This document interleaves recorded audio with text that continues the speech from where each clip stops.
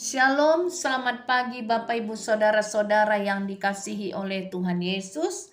Selamat bertemu kembali pada pagi hari ini dalam Firman Menyapa. Sebelum kita mendengarkan firman Tuhan, mari terlebih dahulu kita berdoa Bapak Ibu Saudara-saudara. Ya Bapa di surga, kami bersyukur dan berterima kasih Tuhan untuk pagi yang cerah, udara yang segar yang boleh kami rasakan, yang kami nikmati pagi hari ini. Terima kasih untuk seluruh berkat Tuhan yang kami terima dalam hidup kami. Dan kami juga berterima kasih Bapa, kalau kami boleh bersekutu bersama-sama untuk mendengarkan firman Tuhan pagi hari ini. Biarlah firman-Mu Tuhan boleh menjadi berkat bagi kami. Roh Kudus-Mu memberkati dan menyertai setiap kami. Terpuji nama Allah Bapa di dalam Kristus Yesus Tuhan kami. Amin. Bapak Ibu Saudara-saudara, firman Tuhan yang akan kita dengar pada pagi hari ini diambil dari kitab Roma 8 ayat 14. Demikian dikatakan oleh firman Tuhan. Semua orang yang dipimpin roh Allah adalah anak Allah. Demikian firman Tuhan. Bapak Ibu Saudara-saudara, tentu saja orang yang dipimpin oleh roh Allah berbeda dengan orang yang dipimpin oleh roh dunia atau roh keinginan hawa nafsu atau keinginan daging. Secara jelas itu dapat kita baca dalam Galatia 5 ayat 19 sampai dengan ayat 23. Orang yang hidupnya di bawah keinginan daging dikatakan di sana di ayat 19 perbuatan daging yaitu percabulan, kecemaran, hawa nafsu, penyembahan berhala, sihir, perseteruan, perselisihan, iri hati, amarah, kepentingan diri sendiri, percideraan, roh pemecah, kedengkian, kemabukan, pesta pora, dan sebagainya. Tetapi orang yang hidup menurut pimpinan roh menghasilkan buah roh.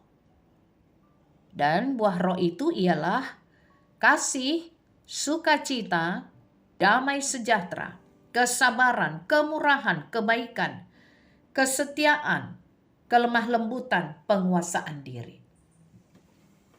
Karena itu Bapak Ibu Saudara-saudara, setiap orang yang hidup dipimpin oleh roh Allah, merekalah yang disebut anak Allah. Karena apa? Karena seluruh perbuatan mereka adalah perbuatan yang dikehendaki oleh Tuhan Allah. Melakukan kasih, tentu saja hal itulah yang dikehendaki oleh Tuhan untuk kita lakukan. Hidup di dalam damai sejahtera, tentu saja. Karena itulah yang dikehendaki oleh Tuhan. Bersikap sabar, murah, kebaikan, kesetiaan, penguasaan diri, tentu saja. Itulah yang dikehendaki Tuhan. Karena apa? Karena seluruh perbuatan itu, perbuatan dari buah-buah roh itu adalah perbuatan yang memancarkan kemuliaan Tuhan. Seluruh perbuatan yang dipimpin oleh roh Allah adalah perbuatan anak-anak terang yang memancarkan terang melalui perbuatannya. Karena itu Bapak Ibu Saudara-saudara, penting sekali untuk kita tentunya hidup dipimpin oleh roh Tuhan. Dipimpin oleh roh Tuhan, hidup di dalam sukacita, hidup di dalam damai sejahtera. Tentu saja tidak ada anak-anak Tuhan yang ingin hidupnya porak-poranda, hidupnya penuh dengan sungut-sungut dan kekesalan. Bapak Ibu Saudara-saudara. Nah, yang ingin kita lihat kemudian adalah Apa saja yang dapat dilakukan oleh Roh Tuhan, Roh Kudus di dalam kehidupan manusia, di dalam setiap pribadi manusia. Ada beberapa hal yang mau kita catat Bapak Ibu Saudara-saudara.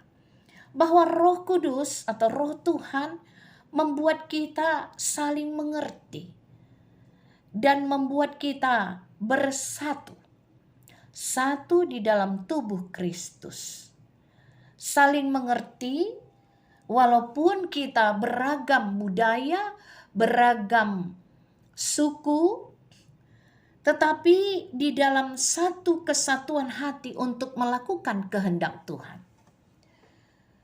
Orang Kristen di Afrika dengan yang di Tarutung atau yang di Jakarta tentu saja berbeda dalam hal bahasa dan warna kulit, tetapi satu tubuh dalam menjadi anggota tubuh Kristus, lalu kemudian dalam ragam talenta yang dimiliki masing-masing, kita dapat menjadi kaya untuk melakukan apa yang dikehendaki oleh Tuhan melalui talenta-talenta kita.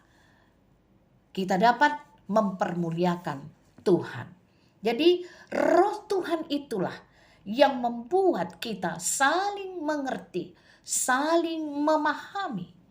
Satu di dalam satu kesatuan tubuh Kristus untuk kemudian kita saling mengerti. Untuk semua karunia-karunia yang diberikan kepada kita. Ada yang karunia mengajari, berkhotbah, bernubuat, dan lain sebagainya. Tetapi karunia-karunia itu menjadi satu kesatuan untuk memuliakan nama Tuhan. Dan Roh Kuduslah yang memberikan kita untuk mampu mengerti akan hal itu. Apalagi yang dapat dilakukan oleh kuasa Roh itu. Roh Tuhan, Bapak Ibu Saudara-saudara, memberikan kekuatan. Kalau kita lihat Rasul Petrus, murid Tuhan Yesus, dia seorang nelayan. Kalau di dalam bahasa Batak dibilang atau dikatakanlah dia sahala pardeke-deke. Tetapi ketika dia dikuasai oleh Roh Kudus, maka dia menjadi begitu mengerti dan begitu dalam di dalam menyampaikan khotbahnya di tengah-tengah umat pada waktu itu. Padahal kalau dipikir-pikir, dia hanya seorang nelayan yang tidak memiliki pengetahuan yang begitu dalam tentang firman Tuhan. Tetapi bahkan Rasul Petrus pada waktu itu dapat menjabarkan apa yang dikatakan oleh Nabi Yoel yang begitu dalam untuk menjabarkannya pengertian akan apa yang dikatakan oleh Nabi Joel, sehingga pada waktu itu banyak orang yang menjadi percaya kepada berita Injil karena apa yang disampaikan oleh Rasul Petrus. Itulah yang memberikan kekuatan kepada orang percaya untuk mau hidupnya dipimpin oleh Roh Tuhan. Karena apa?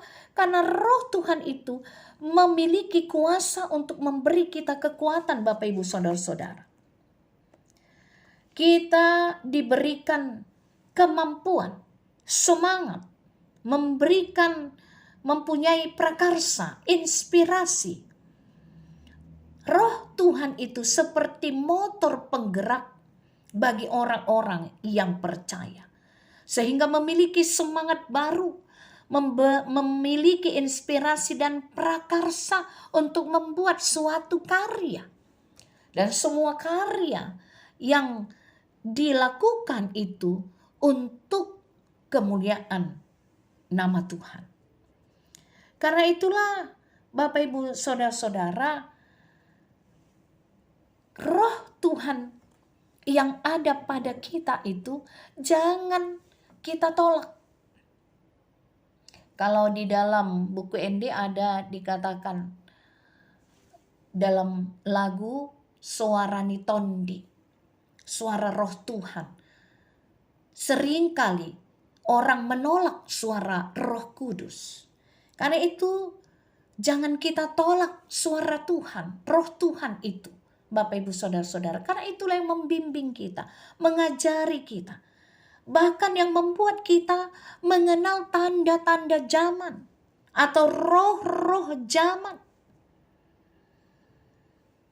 Dan roh Tuhan itu juga menuntun kita untuk dapat menjalani perjalanan hidup kita yang kadang-kadang dilalui dengan sulit. Ada kerikil, ada batu yang tajam, ada jalan yang mendaki. Tetapi roh Tuhan itu di dalam perjalanan kita itu mengajari kita untuk meminta kekuatan kepada Tuhan, mengajari kita untuk berdoa sehingga kita tetap kuat di dalam seluruh peristiwa kehidupan kita, walaupun kadang-kadang kita menempuh jalan yang sulit. Roh Tuhan itu juga memberikan penghiburan kepada kita, Bapak, Ibu, Saudara-saudara. Karena itu, ketika kita mengatakan bahwa kita adalah anak-anak Allah, maka marilah kita mau hidup dipimpin oleh Roh Kudus, oleh Roh Tuhan yang menuntun kita, mengajari kita, yang memberikan kita kekuatan, dan yang menghibur kita dikala kita berduka, Bapak, Ibu, Saudara-saudara. Semua orang yang dipimpin Roh Allah adalah anak Allah, dan kitalah semua anak-anak Allah, anak-anak terang, anak-anak Tuhan Yesus yang hidupnya dipimpin oleh Roh Kudus Tuhan. Amin. Kita berdoa. Bapa di surga, terima kasih untuk firman Tuhan yang boleh kami dengar pada pagi hari ini. Biarlah firman-Mu Tuhan boleh menjadi kekuatan bagi kami. Roh Kudus Tuhan memberkati, menyertai, mengajari, dan menuntun kami agar kami tetap di dalam pengharapan yang hidup kepada Tuhan Yesus.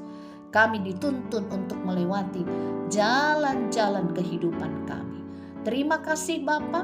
Terpuji nama Allah Bapa di dalam Kristus Yesus Tuhan kami. Amin.